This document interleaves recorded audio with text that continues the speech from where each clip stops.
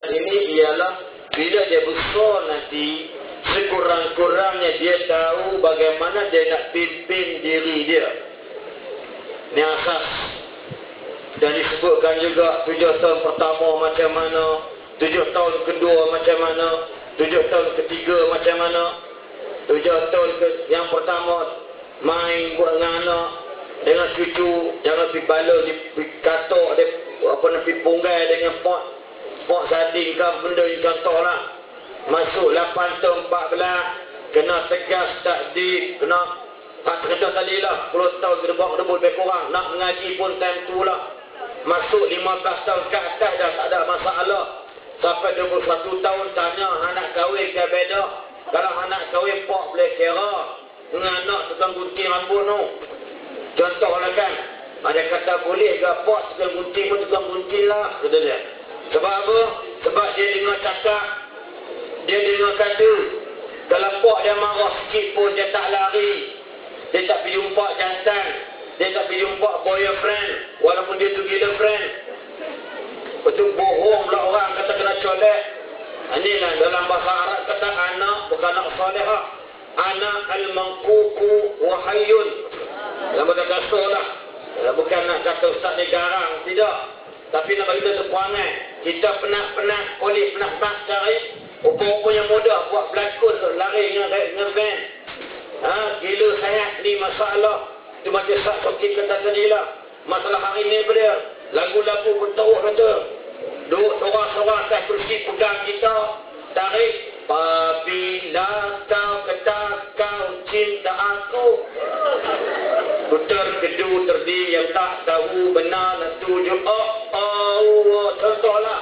Ya, ini cinta remaja. Tadi muka buku kepala tengkorak dia. Enggak, lah dia memang muka buku ni, muka na'udzubillah. Tuan-tuan, ni contoh. Sebab apa? Dia tak rasa diri dia ni nak jadi seorang pemimpin akan datang. Bukan mimpin macam buat-buat kita ni. Sekurang-kurangnya dia pimpin jalan macam Dr. Mara cakap tadi. Kristinisasi dah lama dah mu. Kalau ada Fir'aun, Kristian Fir'aun sudah Kristian lama ni contoh tu. Ya.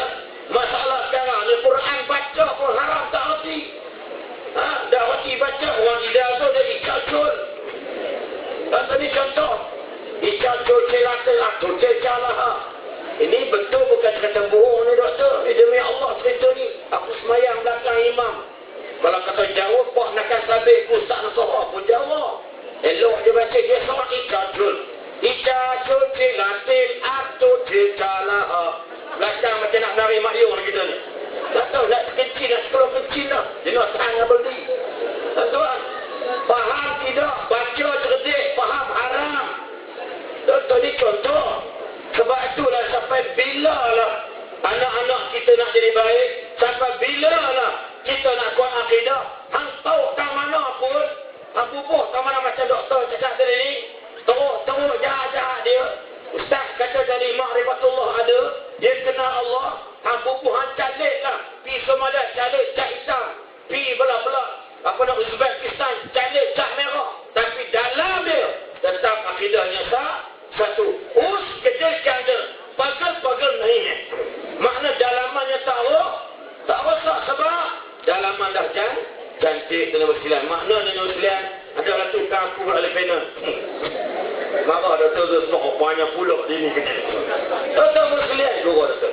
Ya, bila kita sebut tentang kalimah yakni kepimpinan, ya, apakah kaitan doktor antara memperkasakan kepimpinan keluarga dan kelangsungan kepimpinan umat? Apa kaitan dia? Kepimpinan keluarga, apakah kaitan secara langsung tentang kepimpinan umat? Silakan doktor. Assalamualaikum warahmatullahi wabarakatuh. Alhamdulillahi rabbil alamin wal 'aqibatu lil muttaqin wa la 'udwana illa 'alal zalimin. Amma ba'd. Sahibul fadilah Ustaz Asli selaku moderator, Sahibul fadilah Dr. Syauqi sebagai ahli panel, rakan-rakan saya semua, yang berhormat YB, walaupun tak ada dah, tapi sebutlah. Seterusnya kepada jawatan kuasa penganjur, orang-orang besar kawasan ini, ashabul fadilah, tuan-tuan imam, tuan-tuan guru, alim ulama, para ibu bapa, hadirin hadirat, muslimin muslimat yang dirahmati Allah. Saya akan cakap straight kepada poin, iaitu memang tak dapat tidak, mana-mana pemimpin-pemimpin yang hebat di muka bumi ini, kelangsungannya bermula daripada rumah. Bacalah sejarah. Saya ambil contoh Umar bin Abdul Aziz. Hebatnya dia kerana abah dia, Abdul Aziz ini, orang yang hebat. Kita ambil contoh seperti Salahuddin Al-Ayyubi. Abahnya adalah orang yang hebat. Begitu juga abahnya seorang yang hebat. Jadi rupa-rupanya tak dapat tidak, nak jadi orang yang hebatnya bermula daripada rumah. Terutamanya ibu. Ibu mesti diperkasakan. Sebab ibu ini sentuhannya walaupun di belakang tabir, tapi itulah memberi kesan kepada anak yang hebat. Sejarah Imam Syafi'i, ibunya cukup begitu akrab dengannya, banyak mewatakkan kepadanya dengan watak yang baik. Kita baca sejarah Imam Abu Hanifah, sama juga ibunya memainkan peranan yang cukup hebat. Kita baca sejarah Imam Bukhari, ibunya juga memberi satu sikap yang cukup baik. Dan kalau kita baca banyak lagi sejarah di mana ibu ini memainkan peranan yang cukup hebat. Dr. Yusuf Al-Qaradawi, satu kisah yang cukup sedih, saya baca dalam bukunya Ibn Qarya wal Futar. Ibunya memainkan peranan yang besar, tapi ibunya tak panjang umur, usianya belasan tahun, mak juga meninggal dunia. Apa lama dah meninggal, tapi dia tengok oleh kerana ibu dia sebenarnya dia seorang saja anak, akrab tu luar biasa, tuan-tuan. Jadi di situlah nak gambarkan bahawa ibu mesti diperkasakan. Apa yang Dr. Syauqi kata, kena dengar ayat Quran, memang itu sebenarnya sepatutnya. Kena belajar agama. Sebab kesan ibu ini telah dibahaskan oleh para ulama. Al-ummu madrasah. In a'datta sya'ban tayyibal a'raqi. Ibu tu ibarat sekolah. Kalau kamu boleh sediakannya sebagai persediaan yang baik, kamu telah menyediakan kepada ummah keseluruhan yang hebat. Ini yang kita nak perkasakan. Ibu zaman dulu apa yang halal atau tak halal, yang haram dia jaga betul-betul. Maka anak tu jadi anak yang terbilang, anak yang cukup hebat. Jadi itulah apa yang saya nak sampaikan. Saya sokong apa yang Ustaz Aslim cakap. Sebenarnya saya rasa tersilap tu, tulis surat tu patut saya moderator. Jadi saya rasa saya nak jawab poin saja. Sebab saya suka dengar sahabat-sahabat saya cakap. Wallahualam.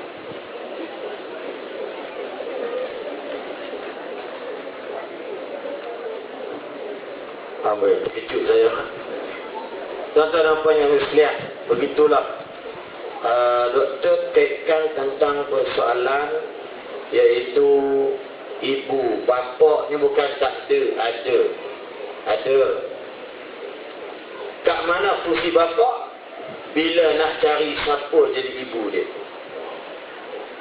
Ibu ni tak ada jadi ibu kalau bapaknya orang lain. Ya, dalam bahasa kita kan, kita belum bahasa sahabat berenang. Ya, bantu sahabat berenang cakap begitulah. Tuan-tuan sekalian, maknanya tengok pula, yang nak cari ibunya baik, mestilah di kalangan bapaknya juga bapak yang baik. Kalau jenis bapak berahak, cari mak kutu berahak. Contoh, dalam Quran bersebut nak nikah, nak kahwin, berzina dengan zina aja. Hak kafir dengan kafir. Hak musyrik dengan musyrik. Dia tak boleh campur. Sebab asas rumah tangga, hang sembanglah besar manapun, hang bercakap bibir hamirah menyala sekalipun, tapi asalnya pada dia, bapak kita, mak kita mesti original, mesti pure dalam bab dia faham. Dr. Syafri kata iaitu tentang ma'rifatullah, tentang ayat-ayat Allah, dan Dr. Razak Al-Bakri sebut tentang persoalan bagaimana memilih sahibu Imam Asy-Syafi'i, Abu Hanifah rahimahullah, yang mereka ini asal usul mereka bagaimana ibu merupakan lecturer yang sebenar, ibu merupakan guru sifu yang sebenar, dan kata yang lain, ibu merupakan madrasah universitas yang terpenting dalam mendidik anak-anak, kerana bapa juga pun cari ibu yang tersebut. Tuan-tuan muslimin, sebab itu ingatlah, anak adalah amanah ke Allah ke atas ibu dan bapa. Suami amanah daripada Allah ke atas isteri. Isteri amanah ke atas seorang suami. Keluarga amanah ke atas seorang pemimpin keluarga. Rakyat amanah daripada Allah ke atas seorang pemimpin negara. Sebab itu dalam satu hadis sebut, al-amanatu tajlibul rizqa wal khiyanatu tajlibul faqra. Amanah itu kalau jaga elok, dia akan bawa your happiness, akan bawa kebahagiaan, akan bawa rezeki yang banyak, akan bawakan kejayaan dalam hidup. Tapi kalau dah anak sendiri pun tahu beranak, asal tidak beranak, kucing pun terkejut. Tapi haram bukan dia pergi didik, tapi dia pergi belah macam bina terakan, atau pada kata lagi dia ternak anak dia. Kenapa dia? Hilang amanah. Bila Allah cabut sifat amanah dalam hidup manusia tersebut, maka dia tak kenal. Sebab itulah tak mustahil Nurul Nadira alias Dirang dibunuh, dibakar hidup-hidup oleh manusia yang bertopeng, apa nama ni, oleh binatang, ternak binatang buas yang bertopengkan wajah manusia. Tak mustahil tuan-tuan, Syazlina, Jazlimin dan sebagainya. Kenapa dia? Bila hilang bahawasanya tuan-tuan adalah amanah, ya, diamanahkan anak isteri, keluarga dan sebagainya. Jadi tuan-tuan sekalian, ya, saya lihat perkara-perkara macam ni boleh settle, boleh selesai dengan syarat bila kita kembali kepada Allah Subhanahu wa taala. Bagi tahu anak-anak tak percaya, cubalah buat tuan-tuan sekalian. Iaitu bila nak cari menantu, carilah yang terbaik. Tanyalah dulu soalan yang pertama, sembahyang ke tidak? Contoh-contoh, ini tanyanya orang Perak, orang Boten, nanyanya khajahnya apa? Khajahnya apa? Yang jadi orang Tengah tu orang Perak juga, yang Mina orang Pulau Selangor. Orang Samgati, orang Tengah, orang Boten, nanya khajahnya bikin apa? Khajah engineer. Khajah ni engineer. Engineer mesin kelapa.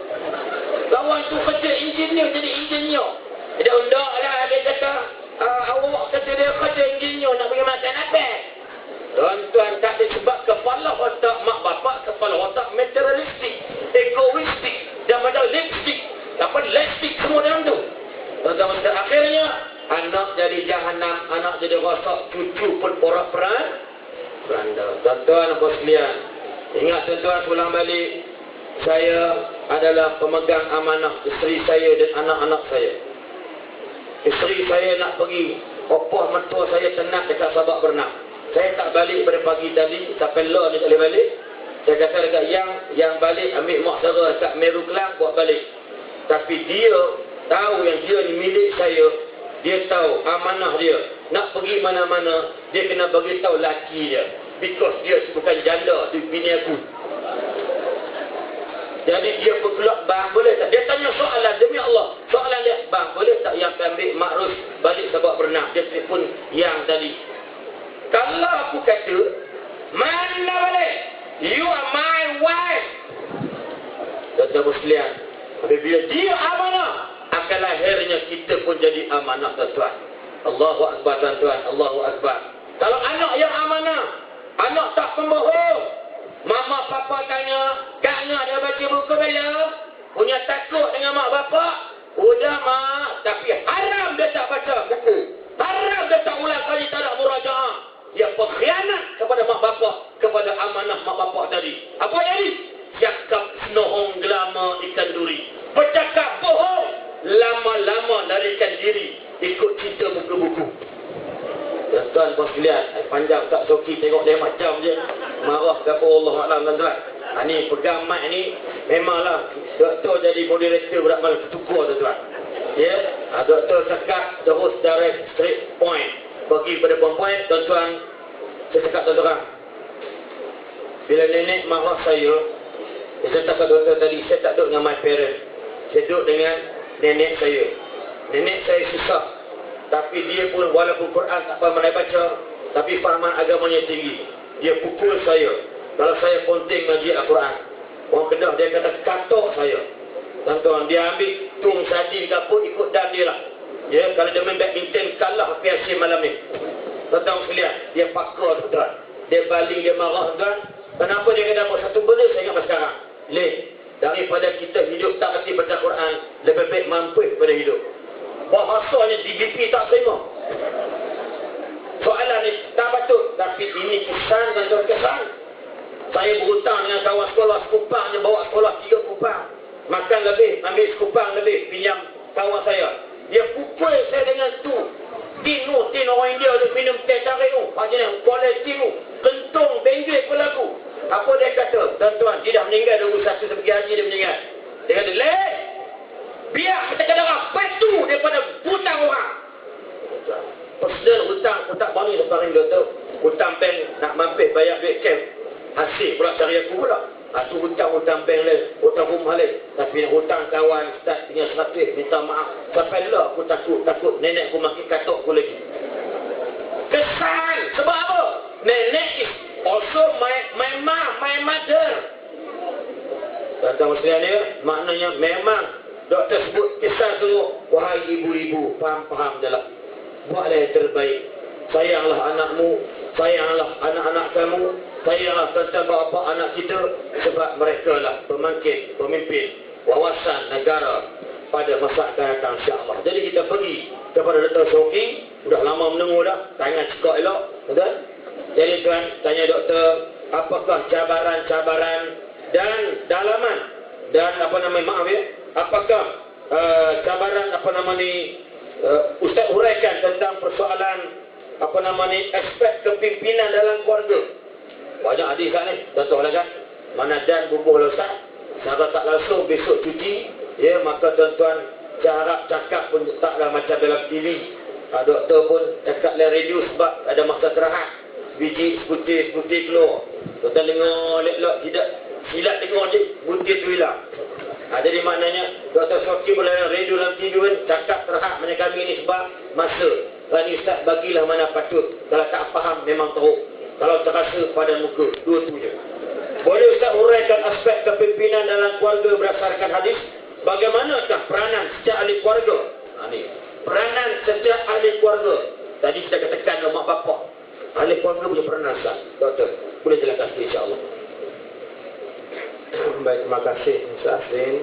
Tuan-tuan dan rahmat Allah Ta'ala sekalian. Rasa cukup dah Ustaz Asrin ceramah mana ni. Kita tak faham Ustaz Asrin ceramah, kemah dah. Ingat.